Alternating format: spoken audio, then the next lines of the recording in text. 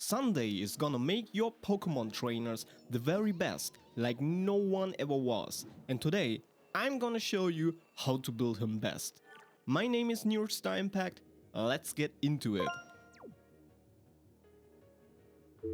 Starting with talents, his basics are nothing to sing home about.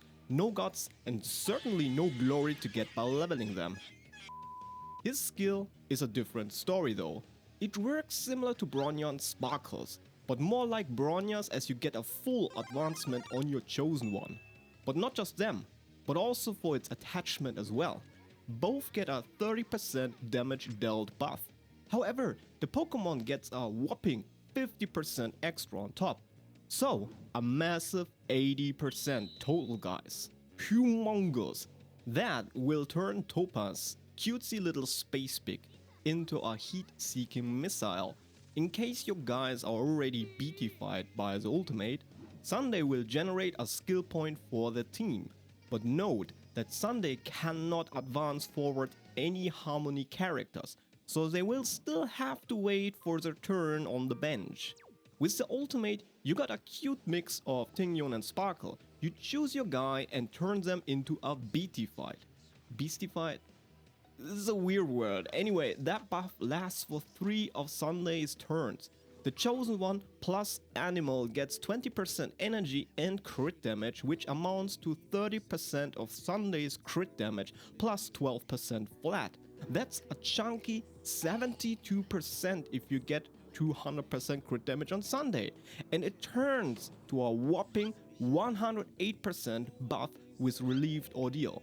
But that's not all for the goodies. Sunday gives just like that a 20% crit rate buff with his talent. Neat. If you can, always use the technique. It is just pure free real estate, giving the chosen one plus attachment a juicy 50% damage dealt bonus instead of the regular 30 when Sunday uses his skill for the first time in combat. That buff lasts for 2 turns. Now to the Ascension talents. The A2 makes sure that you get at the very least 40 energy restored. The A4 gives Sunday a little head start of 25 energy. So in MOC, he starts with 90 energy instead of the usual 65. So you only need to bridge 40 to get off his burst right away on his first turn. The skill gives 30 flat, which is standard. An ER robe turns it into 36. And it just happens to be that his light cone just pushes you right over the edge to get there. But luckily, there are more options. The A6 is extremely handy to get your unfortunate Topaz unstuck from the nasty washing machine or any other ugly CC the devs can come up with.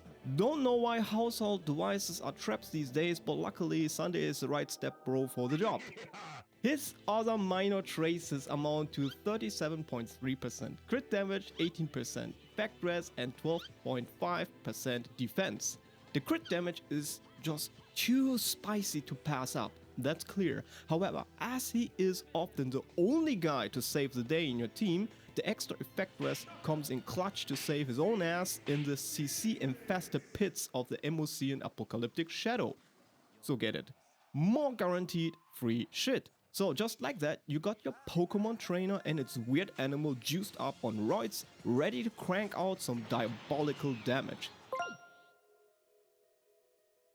Now, let's talk builds. Sunday, as a Harmony character, will obviously prefer sets that provide buffs to the DPS characters. The by far best set for this purpose is going to be the 4-piece Sacerdote. I don't know about you, but to me that sounds like a long drink. How about Suffering Bastard? A fitting drink for Sunday.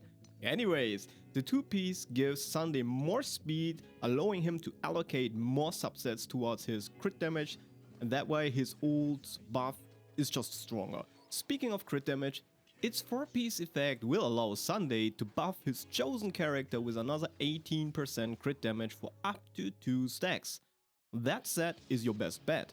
But you can also go for 4-piece Messenger, but its speed buff does not last very long and can mess up your speed tuning. And since you all got certainly highly optimized builds scrutinized over eons of infinitely long spreadsheets, you probably will be better off just to slap 2-piece Messenger and 2-piece Sarkadors. As for his planar ornaments, it's a pretty similar story. 2-piece Broken Keel is pretty much no-brainer material, as you get twice the mileage on this set for not only buffing your team's crit damage, but also buffing Sunday's buff. I love me some 2-in-1 deals. Alternatively, there's still 2-piece Fleet of the Ageless in the game, and it will work fine for Sunday. It means you don't need to build any effect rest, making its effect easier to proc. Broken Keel is better damage-wise, yeah, but isn't it nice that you can finally have a good night's rest, not worrying about having enough effect rest on Sunday? Not a bad deal. Then there is 2-piece Lushanka. Another good set. It gives 5% energy regen for Sunday to use his ult more consistently. Especially if your luck is hard stuck in bronze and you didn't get his light cone. And since Sunday is the living nitro injection for your hyper carry, you should not have an issue with the set only working on one dude or dudette. As for the main and substats, get crit damage for the body, speed on the boots, hands down. The faster he is, the more often he can pull up your carry.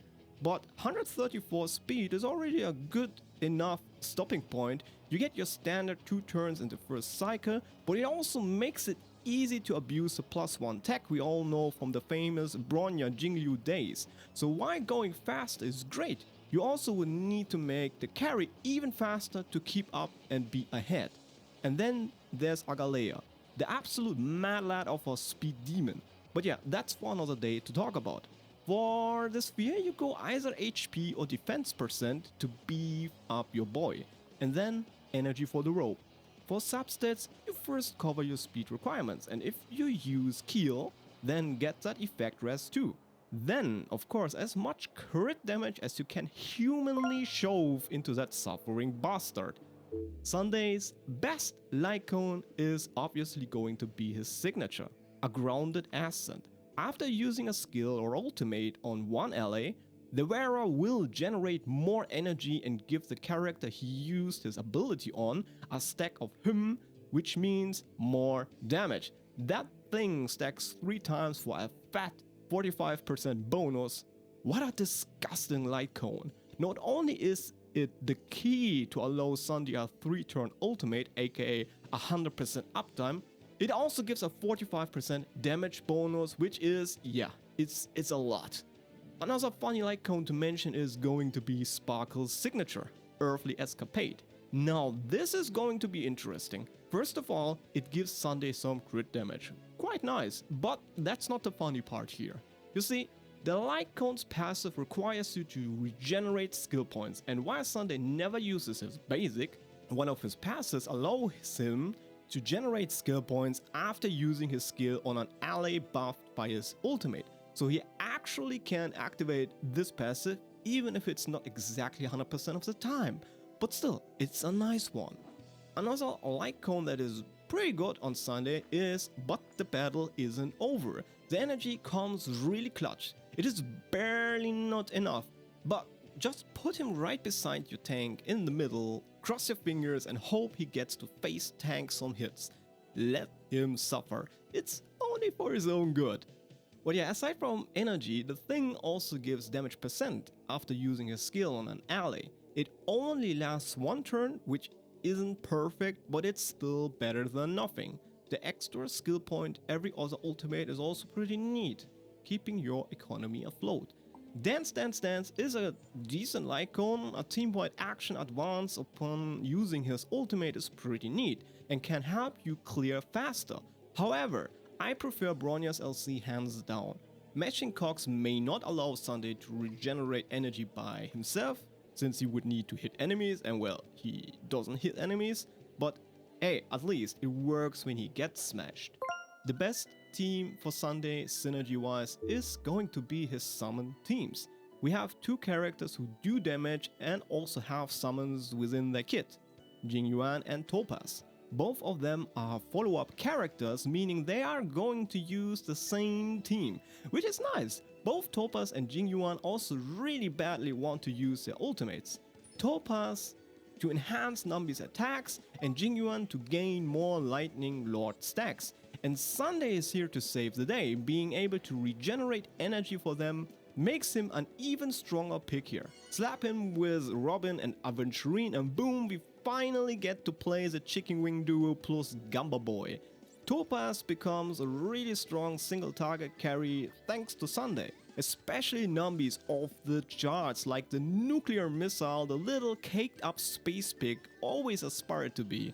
Certainly that cheeky duo is probably the single biggest winner from Sunday, but luckily not the only one. Jingyuan, the old geezer, finally gets out of bed with this one, and oh boy is he packing now. The general is now useful in every game mode, but yet still lacks some specialty. Some spice that fully solidifies his place in the game. However, Pure Friction is getting a rework, so he might find his home after all. All in all, his state of affairs is already so much better than what it used to be. For the rest, we are going to primarily be looking towards hypercarry characters. Firstly, I wanted to mention Jingliu, the blood-sucking vampire ice queen with psycho eyes is already used to Bronya before. But the girl had a lot of problems with her own advanced forward, having anti-synergy with Bronya's very short buffs. Sunday's 2-turn buff, however, will give Jingliu so much more mileage than she ever could hope to have with Bronya. The extra energy also that Sunday provides will allow her to crescent transmigrate all over her enemies for longer. Running these two with Hua Huo and Ra Mei will make you experience a creamy, buttery smooth time with a flourishing skill point economy and energy for days. Another character worth mentioning is Agenti.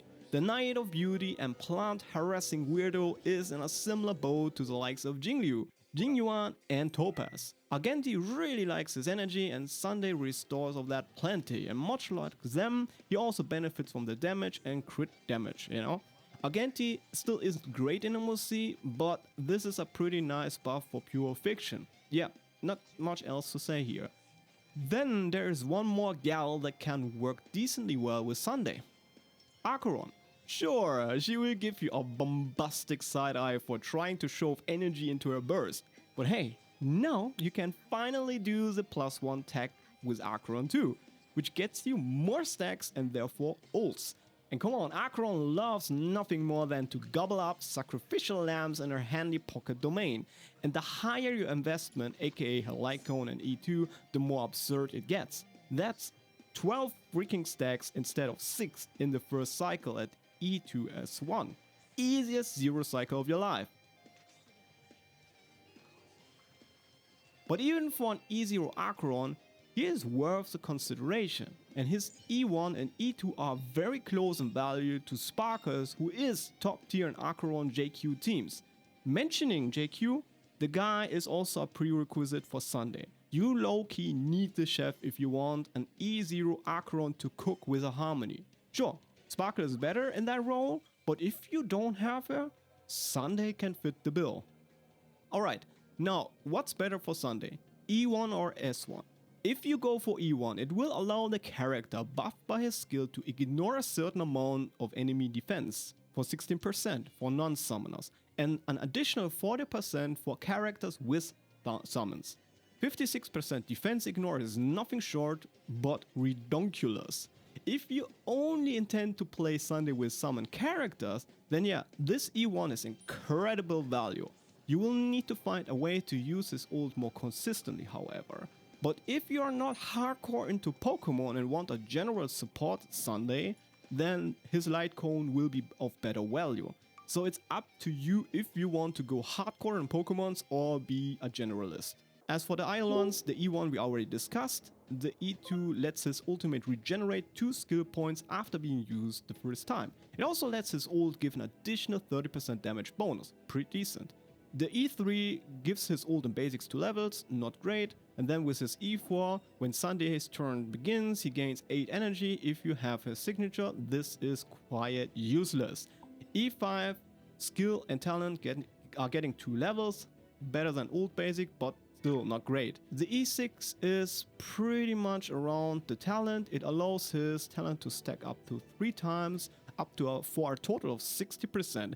and when your crit rate overcaps, it gets converted into crit damage by a 1:2 ratio. The talent's buff is also extended by a turn. That is less useful, but the paper amounts of crit you get from this is crazy. Alright, Thundah is a simple and very solid support, and we can expect him to shine even more with 3.0 and the Remembrance. I hope this guide was useful to you. This has been New Star Impact. Peace.